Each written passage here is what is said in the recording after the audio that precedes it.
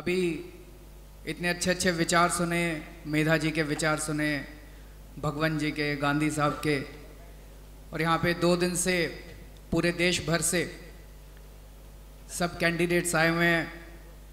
और एक चीज़ कहने में मुझे बहुत फ़ख्र है, जीत या हार उतनी ज़रूरी नहीं है, लेकिन जिस क्वालिटी के हमारे कैंडिडेट्स हैं, मुझे नहीं लगता कि किसी और पार्टी के आज इतने अच्छे कैंडिडेट्स हैं।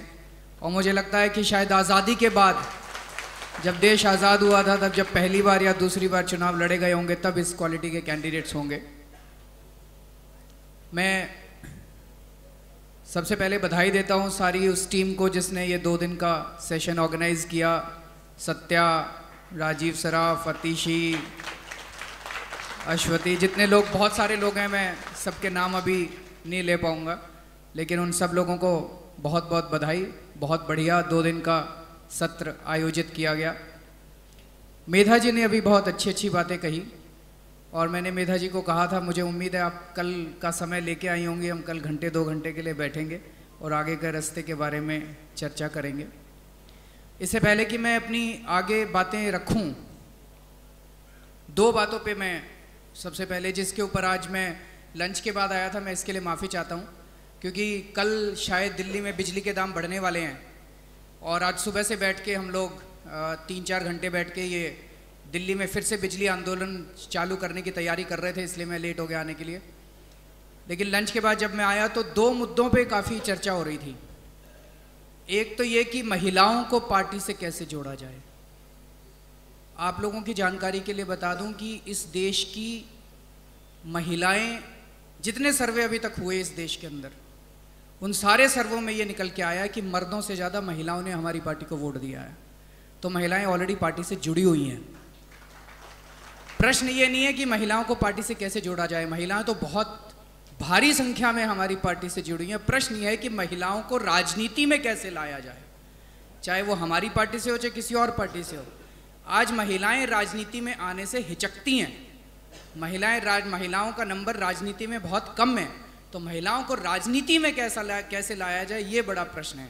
महिलाएं ऑलरेडी पार्टी से जुड़ी है। मैं आज सुन रहा था कि ब्यूटी पार्लर अगर खोलेंगे तो महिलाएं हमारी पार्टी से जुड़ जाएंगी। ब्यूटी पार्लर खोलने की जरूरत नहीं है, महिलाएं ऑलरेडी पार्टी से जुड़ी हुई हैं। एक और आप लोगों की जानकारी के लिए, तो दिल्ली विधानसभा में 70 एमएलए हैं, 70 में से केवल 3 महिलाएं हैं। ये दुख की बात है, लेकिन खुशी की बात यह है कि वो तीनों महिलाएं आम आदमी पार्टी के, कांग्रेस और बीजेपी की एक भी महिला नहीं है। लेकिन हमें इस नंबर को बढ़ाना है, आगे जैसे जैसे बढ़ेंगे इस नंबर को हमें बढ़ाना है। दूसरी चीज ये चर्चा हो रही थी कि फंड्स कहां से आएंगे। दोस्तों, अभी तक तो कुछ लोग मिलते गए, किसी ने 1 करोड़ दे दिए, किसी ने 1.5 करोड़ दे दिए, किसी ने 10 लाख दे दिए, किसी ने 5 लाख दे दिए। इनकी तो जरूरत पड़ेगी, लेकिन मुझे लगता है इस पार्टी को अल्टीमेटली चंदा तो आम आदमियों से ही लेना पड़ेगा। जैसे दिल्ली का हम प्लान कर रहे थे, दिल्ली में हम एक विधानसभा में अब 1.5-2 हज़ार वॉलंटियर तैयार कर रहे हैं और बनते जा रहे हैं। एक वॉलंटियर को परख के बनाया जा रहा है। 1.5-2 हज़ार वॉलंटियर अगर एक विधानसभा में हैं, अगर हर वॉलंटियर 100 रुपये महीना भी देना चालू कर दे, 100 रुपये महीना तो आजकल हर आदमी दे देता है जी, 100 रुपये महीना देना चालू कर दे, उस विधानसभा में 1.5 लाख रुपए महीने का पैसा आ गया। बताओ, इससे ज़्यादा और पैसा किस लिए चाहिए? 1.5 लाख रुपए महीना तो बहुत है। लेकिन हमारे सामने सबसे बड़ी समस्या ये नहीं कि फंड की दिक्कत है, हमारे सामने सबसे बड़ी समस्या अकाउंटिंग की हो रही है। हमने शुरू में जब पार्टी शुरू की थी तो पूरे देश में चारों तरफ हमने अपनी डोनेशन की बुक्स और मेंबरशिप की बुक्स भेज दी, चारों तरफ जिसने मांगी उसी को दे दी, सारी विधानसभाओं में भेज दी, सारी स्टेट यूनिट्स में भेज दी, सारे डिस्ट्रिक्ट्स में भेज दी। जब उनसे मांगने लगे तो बोले जी खो गई। दिक्कत अब यह आ रही है कि वो उसका हिसाब किताब कैसे रखा जाए। तो एक एक्सट्रीम तो हमने शुरू में करी कि पहले तो हमने सबको ही बांट दी, फिर जब कई लोगों की खो गई तो अब हम दूसरे एक्सट्रीम में पहुंच गए। अब हमने सबको देनी बंद कर दी, किसी को नहीं देते। दिल्ली में भी हम किसी विधानसभा को नहीं देते, किसी विधानसभा को मेंबरशिप स्लिप नहीं देते, किसी विधानसभा को हम अकाउंट डोनेशन स्लिप नहीं देते। जैसे हमारे कई विधायक है, हरिनगर वाला विधायक है, वो कह के थक गया जी, यहाँ पे बहुत सारे सरदार रहते हैं, बहुत अमीर हैं, पैसा देना चाहते हैं, मेरे को डोनेशन की स्लिप दे दो, हम देने को तैयार नहीं है। क्यों? हमें डर लगता है कहीं खो ना जाए। तो मैं ये मन में सोच रहा था, ये जो पेप्सी कंपनी है, ये जो लक्स वाली कंपनी है, ये हिंदुस्तान लीवर है, ये तो गांव-गांव में अपने प्रोडक्ट्स भेजती हैं और गांव-गांव का हिसाब रखती हैं। हमसे अपनी 70 विधानसभाओं का हिसाब नहीं रखा जा रहा। तो हमारे सिस्टम में कुछ ना कुछ गड़बड़ है। अगर हमारे सिस्टम हम अच्छे कर लें तो अगर ये कंपनियां, मान लो कल को पेप्सी वाले, सारे गांव वाले कहे जी हमारी तो खो गई स्लिप, तो पेप्सी तो लुट जाएगी, पेप्सी कैसे चलेगी? तो प्रॉब्लम डोनेशन कलेक्ट करने में नहीं है, प्रॉब्लम इस बात में नहीं है कि जनता पैसे नहीं देना चाह रही, प्रॉब्लम इस बात में है कि हम अपना सिस्टम ठीक नहीं कर पाए। तो मैं ये रिक्वेस्ट करूंगा हमारे सेक्रेटरी साहब से और ट्रेजरर साहब से कि वो जल्द से जल्द इस सिस्टम को अगर लागू कर दें तो मुझे पूरा यकीन है कि 100-100 रुपए महीना देने वाले लोग तो इस देश के अंदर हजारों लाखों मिल जाएंगे और डोनेशन की चंदे की कोई कमी नहीं पड़ेगी।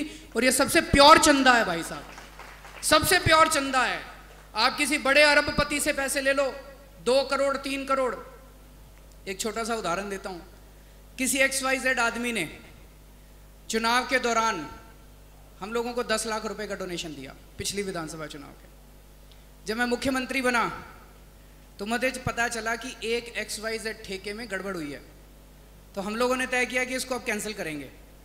वो भाई साहब आ गए उसको लेके, सर मेरा दोस्त है, गड़बड़ हो जाएगी। मैंने कहा भाई साहब अगली बार चंदा मत देना, आपने गलत पार्टी को चंदा दे दिया। तो ये बड़े बड़े चंदे जो हैं ये बड़ी तकलीफ करते हैं। ये जो 100-100 रुपए वाले लोग हैं ना, इससे पवित्र चंदा आपको नहीं मिल सकता। तो मुझे लगता है हमें अपना सिस्टम ठीक करना पड़ेगा। अगर हमने अपना सिस्टम ठीक कर लिया तो पैसे की कोई कमी नहीं होने वाली इस पार्टी को। 2 बातें जो मैंने कल सुबह भी कही थी मैं दोबारा दोहराना चाहता हूं। 2 ही बातों के ऊपर हमें अपना सारा फोकस रखना है, संगठन और आंदोलन। ये दोनों एक दूसरे को भी फीड करेंगे। हमें संगठन मजबूत करना है, हमें संगठन मजबूत करने के लिए गांव-गांव में जाना पड़ेगा। गांव-गांव में जाने के लिए बहुत सारे लोग तैयार नहीं है, माफ करना बुरा ना लगे। जैसे मेरे पास अभी कुछ दिन पहले एक आदमी आया, बोला जी बिहार में बाई इलेक्शन हो रहे हैं, टिकट दे दो। मैंने कहा भाई साहब एक काम करो, हर बूथ पे जाके 10-10 वॉलंटियर तो बनाओ, हर गांव में जाके 10-10। सर इतना तो टाइम नहीं बचा। मैंने कहा जब गांव-गांव में नहीं जाओगे तो प्रचार कैसे करोगे आप? टिकट न मांगने के लिए सब तैयार हैं, लेकिन गांव-गांव में जाने के लिए कोई तैयार। गांव में तो जाना पड़ेगा भाई साहब, ये देश तो गांव में ही बसता है, अभी भी ये देश गांव में बसता है, शहरों में कम ही बसता है, गांव में तो जाना पड़ेगा। तो संगठन अपने को मजबूत करना पड़ेगा, उसका कोई हमारे पास ऑल्टरनेटिव नहीं है। एक छोटा सा मैं उदाहरण देता हूं। एक MP आए मेरे पास अभी थोड़े दिन पहले, बहुत अच्छे MP हैं, बहुत इज्जतदार हैं। वो इस बार चुनाव हार गए, 2 टाइम्स MP थे लेकिन इस बार चुनाव हार गए। उन्होंने मेरे को एक बड़ी इंटरेस्टिंग बात बताई। उन्होंने कहा कि उनके पास उनकी कंस्टिट्यूएंसी से 2 साल पहले एक आदमी आया, बहुत गरीब आदमी, उसको कोई बीमारी थी। उन्होंने प्रधानमंत्री से बात करके और उसको 10 लाख रुपए दिलवा दिए। 10 लाख रुपए गरीब आदमी के लिए, बीमारी के लिए बहुत होते हैं, कोई कम वो नहीं होते। बोला अब जब चुनाव हुए तो उस आदमी ने मेरे को वोट नहीं दिया, उस आदमी ने BJP को वोट दिया है। इसका क्या मतलब है? इसका मतलब यह है कि केवल काम कराने से वो आदमी आपके साथ नहीं जुड़ने वाला। उसने कहा मैंने ये सीखा, जब वो आदमी आया, अगर मैं उसको कहता भाई मेरे मंडल अध्यक्ष से बात करके मंडल अध्यक्ष के थ्रू आओ, तो वो मंडल अध्यक्ष को, मेरे मंडल अध्यक्ष को, मेरी पार्टी के मंडल अध्यक्ष को साथ लेके आता, मैं उसका काम कराता। उसके बाद मेरा मंडल अध्यक्ष उसको हमारी हर पार्टी की एक्टिविटी में जोड़ के रखता, हर पार्टी की एक्टिविटी में बुलाता, उसको पर्चे देता कि घर घर बांट के आ, और सारे इलाके के अंदर पता चल जाता यह आदमी जो है पार्टी के साथ जुड़ गया। इसलिए संगठन जरूरी है कि आप जितनी मेहनत कर रहे हो, जितने काम करा रहे हो, आपका उस गांव के अंदर आदमी है क्या उस आदमी को पार्टी से जोड़ने के लिए?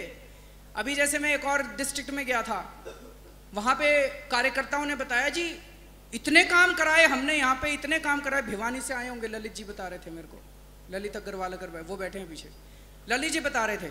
उन्होंने कहा जी हमने एक गांव के अंदर 70 लोगों को मनरेगा का हमने शायद कुछ वेजेस दिलवाए और वहां से वोट हमको 20 मिले, किसी ने वोट ही नहीं दिए। एक और गांव में हमने एक परिवार का काम कराया, वहां से 0 वोट मिले, उस परिवार ने भी वोट नहीं दिए, क्योंकि हमारा संगठन नहीं है। जिसका आपने काम कराया उसको कोई संगठन, कोई आदमी तो जोड़ेगा। उस गांव के अंदर कोई तो आदमी होना चाहिए आपका, जो उसके बाद उसको पार्टी से जोड़ेगा, पार्टी की एक्टिविटीज में शामिल। आपकी पार्टी तो एग्जिस्ट ही नहीं करती। आप तो वन मैन पार्टी हो अपने इलाके के अंदर, बस लोकसभा कैंडिडेट। आपकी पार्टी तो एग्जिस्ट ही नहीं करती, वो तो आदमी बीजेपी का या कांग्रेस का था, उसी के साथ रहेगा। तो सबसे जरूरी संगठन है, अगर आपको political entity, credible political alternative की तरह, और इसीलिए दिल्ली के अंदर हमारी जीत हुई क्योंकि हमारे पास एक संगठन था, बहुत बड़ा संगठन। दूसरी चीज है आंदोलन। सर आंदोलन तो करने पड़ेंगे। आज एक मैं सुन रहा था, किसी ने कहा कि हमें आंदोलन नहीं करने चाहिए, हमें कंस्ट्रक्टिव एक्टिविटी करनी चाहिए। ये मीडिया ने ना हम लोगों को डिफेंसिव कर दिया है। आंदोलन ही तो करने आए थे, इस भ्रष्टाचार के खिलाफ ही तो आंदोलन करने आए थे, इस अन्याय के खिलाफ ही तो आंदोलन करने आए थे। इतिहास गवाह है कि सबसे बड़ा कंस्ट्रक्टिव वर्क अन्याय के खिलाफ आवाज उठाना और संघर्ष करना सबसे बड़ा कंस्ट्रक्टिव वर्क है। अगर इसी को हमने करना बंद कर दिया, ब्लड डोनेशन देने से वोट नहीं मिलते भाई साहब। कई लोग, आज मैं सुन रहा था, कोई कह रहा था ब्यूटी पार्लर चलाना चाहिए, ब्लड डोनेट, अच्छी बात है, रचनात्मक कार्यक्रम करने चाहिए, उसकी कोई बुराई नहीं है, ये सब काम हमें करने चाहिए।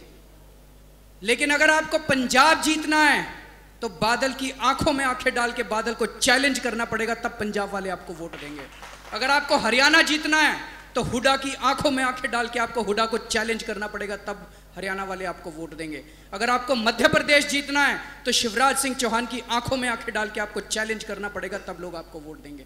आपको पॉलिटिकल ऑल्टरनेटिव बनना पड़ेगा और पॉलिटिकल स्ट्रगल करना पड़ेगा आप लोगों को। दो तरह की एक्टिविटीज हैं, एक सामाजिक एक्टिविटीज है, एक राजनीतिक संघर्ष है। ये जितनी एक्टिविटीज की आज बात हो रही थी, ब्लड डोनेशन करना है, ट्री प्लांटेशन करना है, खेल प्रतियोगिताएं करनी है, जो भी करना है, ये सारी सामाजिक एक्टिविटीज हैं, करनी चाहिए, उसकी कोई बुराई नहीं है, उसको मैं मना नहीं कर रहा। लेकिन जब तक आप राजनीतिक संघर्ष नहीं करेंगे, दिल्ली के अंदर ये मीडिया, कल से हम बिजली आंदोलन करेंगे, देखना ये मीडिया सारा टाइम्स नाउ वाला अर्नब गोस्वामी चलाएगा कि एनआरकी फैला दी इन्होंने, फलाना। अरे जो मर्जी चलाए ये मीडिया वाले, अगर हमें संघर्ष करना है जनता जुड़ेगी। देखना